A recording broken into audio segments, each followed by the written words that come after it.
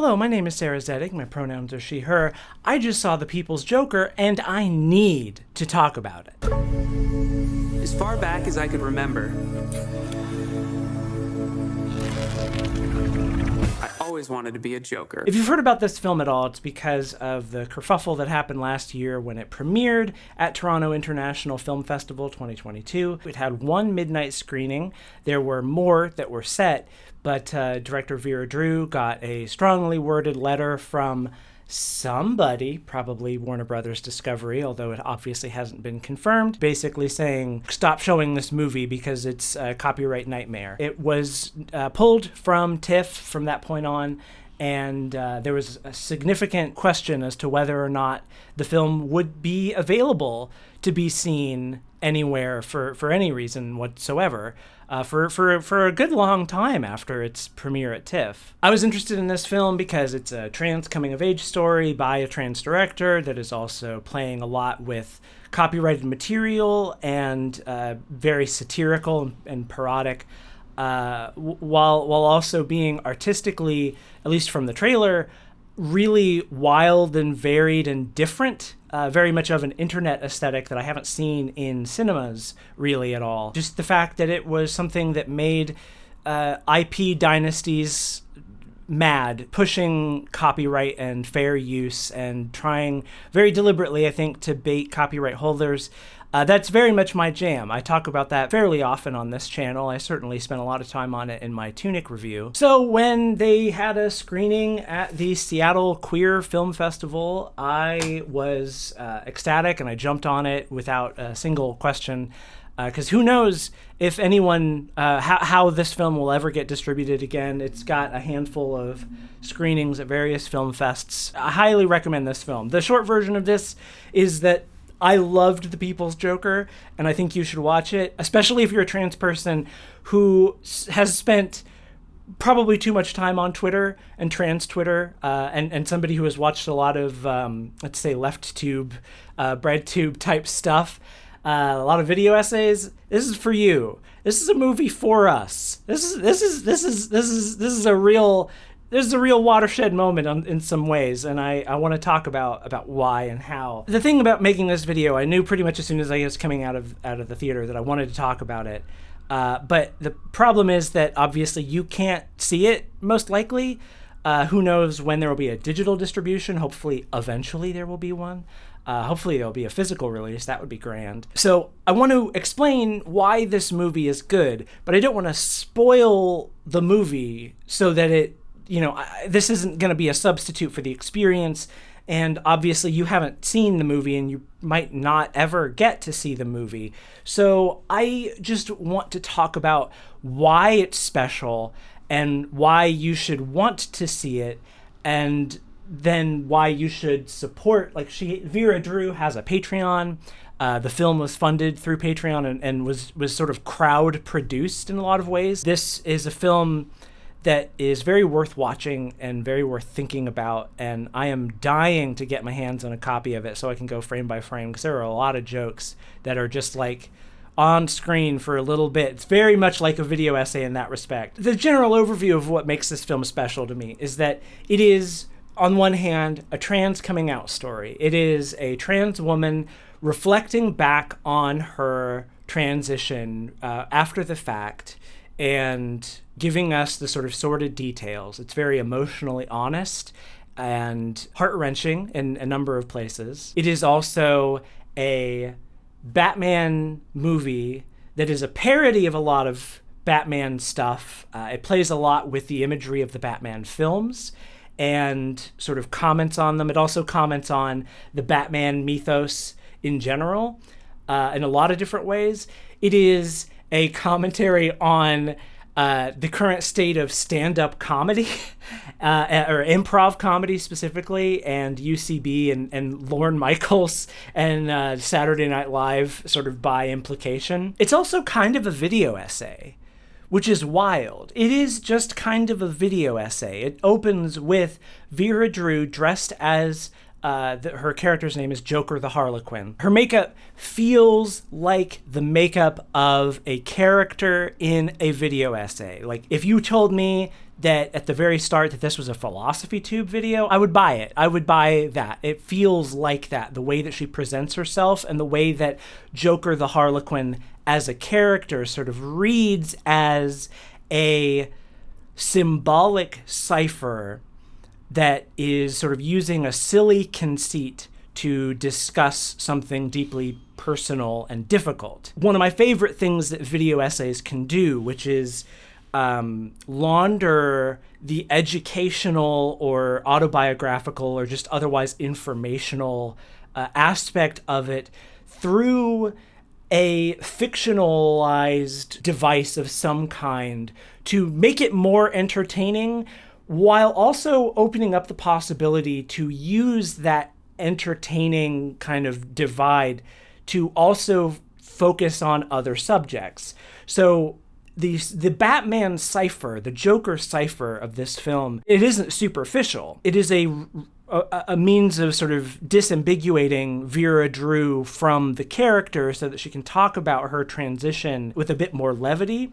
But the Batman stuff is itself a very deep critique of the Batman movies and the mythos itself, while also just doing its own Batman story. It takes wild swings, and as a result, it is sort of the most original. It's easily the most original Batman movie we've ever seen. I imagine Warner Brothers Discovery is pissed because it just does Batman better by making Batman a terrible monster. Sort of burying the lead here. This is Metamodernism, the movie. I wrote a Letterboxd review of it that I was like, it sort of oscillates naturally between this state of like deeply cynical deconstruction of society and how it treats gender and sort of like nihilism of, well, these systems are too huge, we can never affect them or whatever, we're just sort of stuck under them. And then also a hopefulness and a genuine kind of feeling of liberation that comes with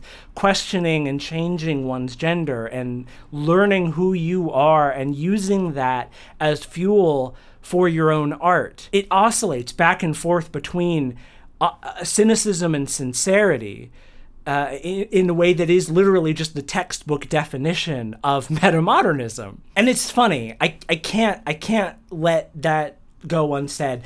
This movie is extremely funny. Is your sad wife making it difficult for you to enjoy golf? Once Daily Smilex can help. Now my wife is less unpleasant to be around. Are you happy, honey? I always told her to smile more. Now she's smiling more. Smilex may also be used to bust unions, quell Black Lives Matter protests, and break up anarchist uprisings. Wow. Thanks, Smilex. Time to golf. One of the reasons that I really want to rewatch this film in the privacy of my own home with a subtitle track and the ability to pause is that the crowd in this theater, it was awesome. It was all like trans women and trans men and their eggy friends, which I love them. It was just a very gay crowd. And there was so much laughter at punchlines that I thought like, oh, well, this is just my sense of humor. I didn't realize other people were this deranged. It was a joyous experience. But this film is paced like a YouTube video in the sense that jokes just sort of go, and the momentum never really stops. There isn't, like, in a video essay, it's rare that you'll get moments of breath. It just kind of goes from thing to thing to thing to thing. It is a nonstop stream of information. And this film sort of works in that same mold. And as a result, jokes are immediately followed by dialogue, and so in a theatrical context, that leads to laughter sort of cutting off our ability to hear the dialogue that immediately follows. So it was a great experience seeing in the theater, and I don't feel like I loved it. I would love to see it again in the theater. But it did have the effect of, like, the theater screening, the volume was just a little bit too low, so when the laughter happened, you couldn't really hear what was being said after the fact. But yeah, so basically what I'm going to try to do over the next however long this video is to just run through the kind of pillars of things that this movie does and just give you a sense of like the vibes of this movie, so that if you have an opportunity to ever see it, that you will go see it, and you will find a way to support Vera Drew and her many, many very talented collaborators. Just a quick and dirty kind of plot overview. It starts with Joker the Harlequin as a kid growing up in Smallville, Kansas, who says to his mother, "Was I born in the wrong body?" and having sort of early kid gender questions. And her mom responds by sending her to a psychiatrist who is Dr. Crane at Arkham Asylum. And he prescribes this drug called Smilex, which is just a gaseous substance that makes you smile. Time to go. And that's it. That's the drug. It just makes you smile and laugh so that other people are comfortable. It doesn't matter how you feel. It's just about giving other people the impression of you being happy. So the kid grows up and finally decides to move to Gotham to become a stand-up comic, because that is where the UCB theater is. The C stands for clown, but I don't think it's Upright Clown Brigade. I think it's something that's different from that. But in this world, in this particular version of the DC universe, stand-up comedy and improv comedy are strictly like legally controlled. UCB is the only legally permitted outlet for any form of comedy training and comedy performance. So Dead Name goes to UCB and has to do this sort of like blood test, and it scans and assigns her, it's immediately recognized as like, oh, her gender is male. Okay, you're into UCB because as a man, you get to have your own personality and shtick, whereas if you were a woman, you would just have to be one particular stock character who exists in the background, the Harlequin. So at this UCB tryout, Dead Name meets Penguin, who is also an aspiring comedian. A lot of the rogues gallery shows up in this film, and they're all aspiring comedians. Dead Name bombs her first attempt at a scene and decides to leave UCB and start her own anti-comedy troupe. And the whole idea is we'll call it anti-comedy to get around the legal abolition on unlicensed comedy acts. And the whole thing with anti-comedy is that it sucks. This is an underdog story about a character who is getting screwed over by like coming up against systems that don't accommodate people who don't fit into like one very particular mold. But it's not unambiguously like, and then, you know, she's a great comic and everything. Like, this film is very honest about the fact that like just going outside of the system doesn't make you a good comedian or a good artist or whatever. Like, it comes with work. They start their own anti-comedy plays, and then they have tryouts, auditions for other comedians. And so like Bane shows up, the Riddler shows up, and they're all sort of like caricatures that are recognizably them, but have a sort of funny twist on them. At the tryouts, Dead Name meets Mr. J, who is a Joker in the style of Jared Leto's Joker from Suicide Squad. And Dead Name immediately falls in love with Mr. J. And eventually they start dating. And it turns out Mr. J is a trans man. And there is a scene where they are in bed together and she starts to go down on him and he calls her a good girl, and then it's like, wait, no, hold on. I'm sorry, I don't. And she's like, oh no, I like that a lot. And that's like what starts getting the ball rolling on like her becoming a girl. And there's a whole scene where Swan dives into a vat of estrogen. Say, want to hear a joke? Why'd the gay clown dive into a vat of feminizing hormones at a chemical storage plant? Because gender health is inaccessible even in comic book movies. The thing that's difficult about trying to describe this movie to somebody who hasn't seen it is that like just laying out the plot really doesn't do it justice, because the entire package is this movie. So this is a screenshot from a clip here. I have the clip paused, where you can see these are two action figures that have been like drawn on and whatever. A lot of this film is live action, but it is almost all exclusively like heavily green screened. Part of what helps the vibe of this being like a cinematic video essay is that I'm pretty sure most, if not all of it, was shot like in Vera Drew's room or in the room of her collaborators against a green screen, because almost all of the backgrounds are digital and very not photorealistic. So you get a lot of like characters sort of like doing this thing where they're like, oh yeah, I'm definitely walking, while they're standing in place. The environments that they're going through, like clearly they didn't have a huge CG budget, but instead of trying to go for photorealism, they went for instead a really bizarre, heightened hyper reality. Lots of low poly 3D objects and like weird, funny visual elements. And it frequently also jumps around between art styles. There are a multitude of animated segments, and some of them are like really crude, and some of them are like gorgeous. Then you have a sequence like this that uses dolls. Vera Drew apparently was an editor for Tim and Eric, so that makes sense. If you like the kind of sense of humor that you would get on Tim and Eric, there's a lot of that here. So it's visually all over the place, and like the animations when they're 3D, they're often like janky and not super polished.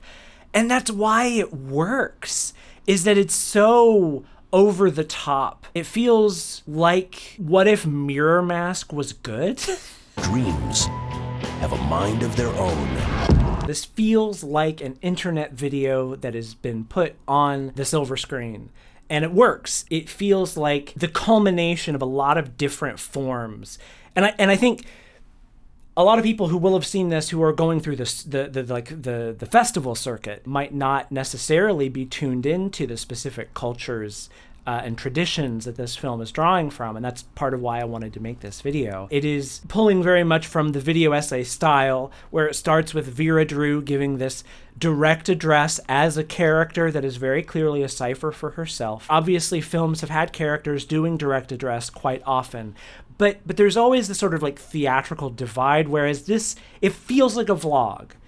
And that's the important thing, is that it feels like a vlog that just happens to be a piece that's set in this extremely bizarre universe. As a trans feminine story, as a work of queer art, it has things in it that I never thought I would ever see in a movie. It captures certain aspects of my trans experience that I've never seen, that I never would have thought that I could see in a movie. And part of why I find it so relatable is because it is in this like heightened, sarcastic, stylized delivery. There's another moment where a trans man uses his CPTSD as a way to invalidate Joker the Harlequin's traumas.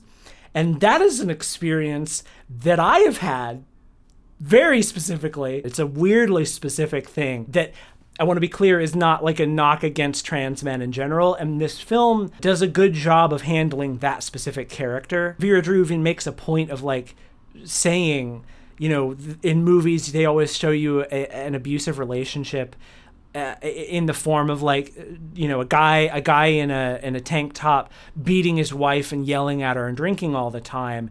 But that's not really what a lot of abusive relationships look like. It's a person using their experiences to stay comfortable and maintain a sort of comfortable equilibrium that is only about them as opposed to the both partners, and how that can turn toxic over a long stretch of time. There's a lot of stuff about misgendering and dead naming and the social expectations that just sort of fall on you when you are a trans woman who is early in transition, and the ways that people kind of assume that they know your gender and your whole entire kind of situation. This film is very critical of comedians. A lot of people who specialize in improv, a lot of people who like went to improv school, not trustworthy. Don't trust them. There's something broken. There's something wrong with them. There's something deeply ill in those human beings, if you can even call them human. But there's stuff about like the kinds of problematic jokes that young comedians make when they don't know how else to get a reaction except to push towards the hardest extremes that they can imagine. There's stuff about how Saturday Night Live hasn't been funny since the 70s. A lot of criticism of Lorne Michaels and the sort of roles that different types of people are shoehorned into in like stand-up circles. and just how shitty of an environment it seems to be. That's not an experience that I really share, but I do know a surprising number of trans women who started off as improv comedians and then kind of washed out and then became trans women. It also does a really great job of depicting the trans feminine urge to just really fuck some shit up. The feeling that you get after a certain point where it feels like everybody is treating you like a monster. They see you as somehow inherently monstrous. Eventually, you get so mad at that you just want to become a monster and tear it all down out of spite. And that is both like a kind of funny and tragic impulse, but also a deeply righteous one. It's one that I certainly feel, and most of the trans people that I know have felt it quite often. That's why so much really good trans art is a little bit problematic, because it feels like so much of the problem with how we mediate ourselves is that we're so afraid of talking about or introspecting on really normal things that just are also problematic. And that we should be able to talk about like adults without feeling like we're at risk of, I don't know, blowing up our lives or whatever. There's also a lot of stuff about Joker the Harlequin's relationship with her mother and how difficult that can be. And this is once again a situation where her mother is shown to be unsympathetic. By the end of the film, she gets her own nuanced investigation. It's really personal. Now, this is an experience that I didn't have because my mom died when I was 19, so I never had the opportunity to come out to her. But my girlfriend had a very different experience that did involve like her parents being kind of shitty when she was younger, and they have since gotten better. But there is this sort of like bitterness of like, well, you weren't good enough when it counted, and now that I've got my shit figured out, you're cool. This is the thing, is that as funny and irreverent and sarcastic as this movie is, it touches on enough of these really hyper-specific personal things that any shade of queer person is going to come out of this, I think, feeling to some extent like there is something that has been reflected there. I should say any white queer person. This is a very white trans narrative, and I'm sure that people of color will have a different perspective on it. That is what it is, and you know, take it or leave it on that front. I don't mean that as a criticism. I just mean that as like a sort of generic statement that this is a very white film, and it's about the white trans femme experience. Obviously, I identify with it. I just don't want to universalize it and saying, like, you know, this is the trans experience.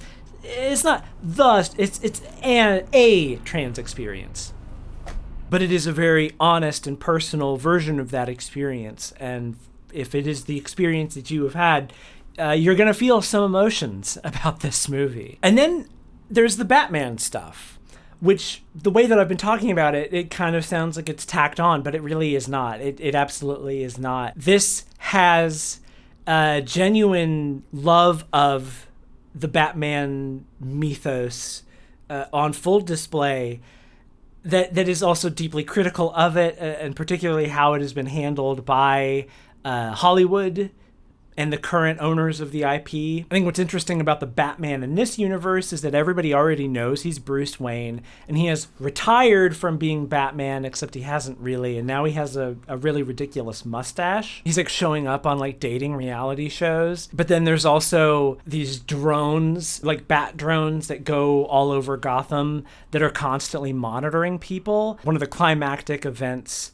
that sets off the sort of final act of this film involves Joker the Harlequin hacking these drones and broadcasting a message all over Gotham. And there's a great little bit where I think it's Penguin who's like, "How you gonna hack all these drones?" And she's just like deadpan, like, half the people in this crew are trans women and furries. I guarantee you at least somebody knows how to hack. That got a big laugh in the Seattle crowd. It's funny because that particular joke is sort of like anodyne on Twitter. If you know, but to see it in a film, it's sort of like, a safe, comforting in-joke among my weird queer friends being elevated to the cinematic form, and to hear other people laughing at it, it's just like, oh, this is interesting. This is an interesting experience on that front. But anyway, the Batman stuff, this has a really fascinating intervention on Carrie Kelly from The Dark Knight Returns. And this film investigates what the Batman-Robin relationship is, and it's not the sort of like obvious jokey, oh, Batman is a closeted gay man who like has sex with his pupils. I mean, that is sort of the thesis of this part of the story, but it isn't just like, it isn't from Batman's perspective. Batman is not given any internality here. He is not a character in the film. He exists in the periphery. We are focused on the characters who are affected by his actions and the regime that has risen up in his wake. And so we get the perspective of somebody who experienced this sort of weird, kind of fucked up relationship with Batman. We get their perspective on it as being one that is complicated, one that has negative aspects but also positive ones. And once again, this is the thing that really makes this film work, is that even when it is being very critical of these things, it's also kind of understanding of why people get into these kinds of situations, and not just turning it into, okay, in an abusive relationship, there is a monster and there is a victim. That particular dichotomy is a big problem in present day discourse, if you ask me. That we conceptualize abusive relationships in this way as being a dichotomy between monster and victim is a non-zero part of how we get to the kinds of hate campaigns that can be taken up by other queer people who should know better when somebody gets called out, because there isn't room for nuance in the discussion. Also, just in general, the way that this film uses like kind of low poly, unpolished, kind of janky computer generated images itself works in a really funny way parallel to how the dominance of visual effects in cape movies has turned them into like samey looking sludge, where they're all going for this like stock photorealism that just isn't there on the screen anymore. Everybody's overworked and underpaid, so it all looks like trash. So the fact that a lot of the CGI is like so cheap is its own kind of funny meta commentary. And it kind of invites you to criticize it, to be like, well, this looks like trash. Oh yeah? Well, so does The Flash. So does Spider-Man Homecoming. Eat shit, asshole. As a Batman parody, it's also playing in the tradition of the online video, like, cape parody that you saw a lot of in the early 2000s and 2010s, right before cape shit really took over Hollywood. There were so many, like the early days of YouTube, there was so much paper mache, cardboard cutout, Sharpie and crayon type home ec ass video parodies. The two examples that stick in my brain, there are so many others that I can't remember off the top of my head, are The Legend of Neil. Hello, old man. You may call me Old Man. And There Will Be Brawl. You ever seen a plunger in these hands? They're both live action video game parodies where the joke is, what if video games was real life? So in The Legend of Neil, it's what if a guy named Neil playing the original Legend of Zelda gets zapped into the game world and is like a regular human guy in the place of Link in The Legend of Zelda. And then you have There Will Be Brawl, which is a story about the Super Smash Bros. Brawl universe that is like a dark, bloody, noir murder investigation. They're given a sort of like Sopranos treatment where everybody is part of like this crime family thing, but they're still very much the characters that they were in Brawl. And so the joke there is often like, oh, Kirby is a Hannibal Lecter type. That's cute. Good evening, Princess Peach. I haven't been able to fully watch There Will Be Brawl in a long time. I don't know how well either of these, either Legend of Neil or There Will Be Brawl, have aged. There are a lot of things about that particular era of time that have not aged well. Contemporary gaming culture, even among the most friendliest sort of like, happy-go-lucky type, a lot of slurs and just some serious blind spots. The point is that this is a tradition that exists of transplanting a sort of comic booky children's media type thing into a real setting and taking both the reality of it and the cartoonishness of it very seriously. And the low production values are very much a part of it. And I guess this gets to my last thing that I want to talk about with this film, which is like copyright and IP law. To me, the like secret sauce that makes this movie really, really work is the fact that going in, everybody knows that this is not supposed to exist. This is the first movie that I've seen, maybe ever, in my lifetime that feels really, truly sacrilegious. Like, you are not supposed to be able to make an unauthorized Batman parody story like this and put it in theaters. It absolutely 100% falls under fair use, but that doesn't really matter because fair use hasn't been tested in court and nobody has the money to take a firm like Warner Brothers Discovery to court to press the issue. There's a disclaimer at the very front that was added after that first midnight premiere that's like, everything here is utilized under fair use and we do not own the copyright to DC, et cetera, et cetera. And then after that screen, there is then another screen that says, we wish to thank Warner Brothers Discovery or whoever it is that they said for all the free exposure by creating this controversy. This kind of movie would be absolutely harmless if they would just let it happen. If they would just not give a shit and just let it show. Probably nobody would see it. This is an extremely niche work of art. No one is going to come into this and think, is this an official Batman movie? The thing is that everything that this film does needs to be there. It is all there for a purpose. So all of the Batman stuff, it's not frivolous. And to an extent, a lot of this film operates as a Batman fan fiction. And that's an essential part of it. From the perspective of, how do we get this thing a broader distribution? Well, just file the serial numbers off. Make it not be about Batman. Have it be about Echolocation Man or whatever. You know how these things work. This is something that I talked about in my Tunic video, where it's like the kind of thing that we all know is about or of the brand name product, but is the sort of like store brand version for legal reasons, which is just nonsense.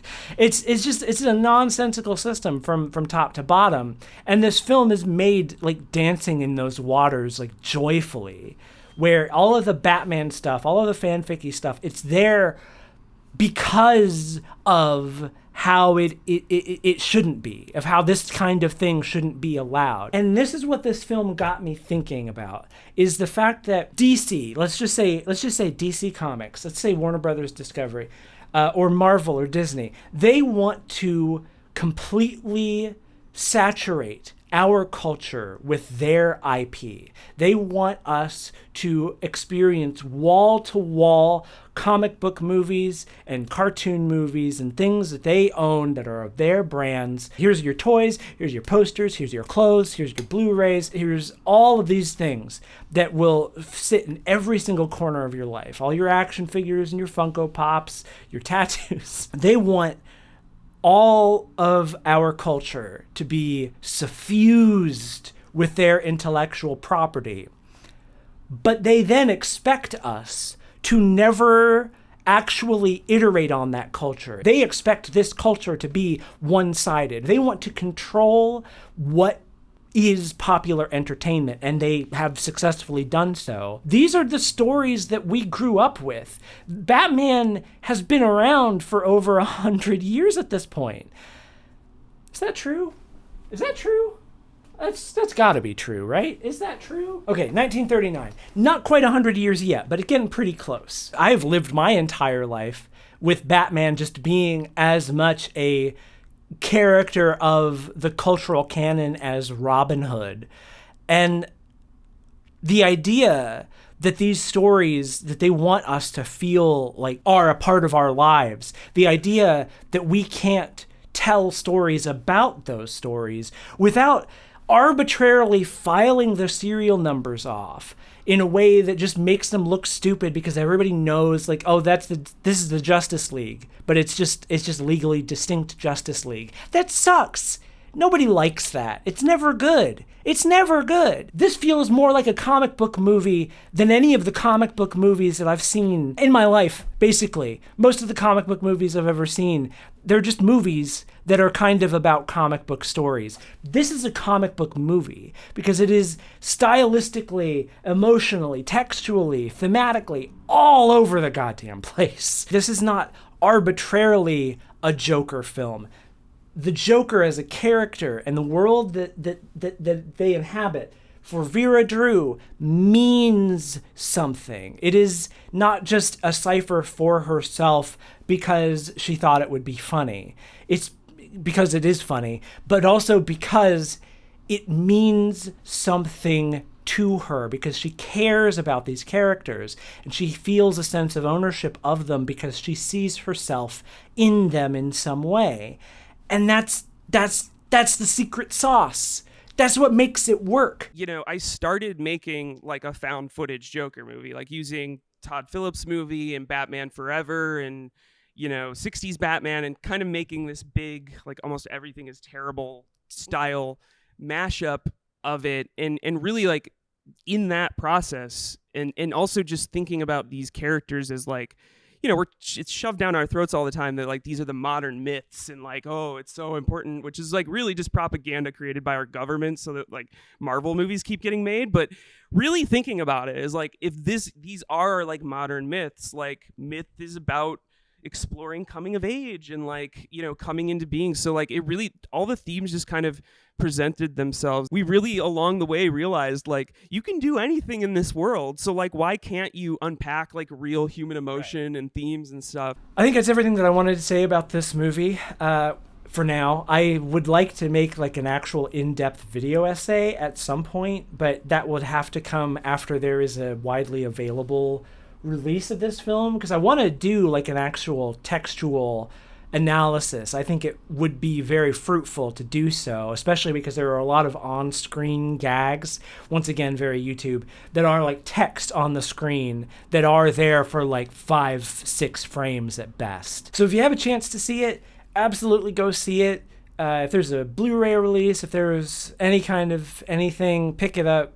Maybe give money to Vera Drew's Patreon. Whatever you got to do, try to see this movie. It's very worth seeing. Bruce, let me get a picture. Please, fellas, celebrities are people too. Oh, just make sure to tag the campaign online. #Waniacs. I would like to thank my $10 supporters on Camaraderie and Patreon. Alex, Anaphylaxis, Azriel Suzy Minique, Athiet, Bingus, Bobby Jane DeForge, Brandy KL Prime, Kaylin Hoover, Cam Chacon, Dick Beninia, Drakenlupin, Emma Sylvia, Evan Ritchie, Halsey, J. MacD, JB Silbanary Wolf, Catherine Jibes, Aura Barista, Patrick Feeney, Pinball Witch, Quirk, Richard Dunbeck, SNR Jackdaw, Sophie Weiberts, TB Skyen, Z, Bellicose, Optimistic Duelist, Jordan Pye, Rubeline, Scott Olson, Prum, Jay Jorts, Chthonic Syzygies, Kate Shrike, Vriska Zone, The Girls, Now I Only Want to Triumph, and Dyke Doll. Find me on Mastodon at Sarah Zedek. Find me on Blue Sky at HMS No Fun. Don't find me on Twitter at Godfeels Canon unless you have to. Find me on Co-Host at Sarah Zedek. And read my video essay review blog at cohost.org/vidrev.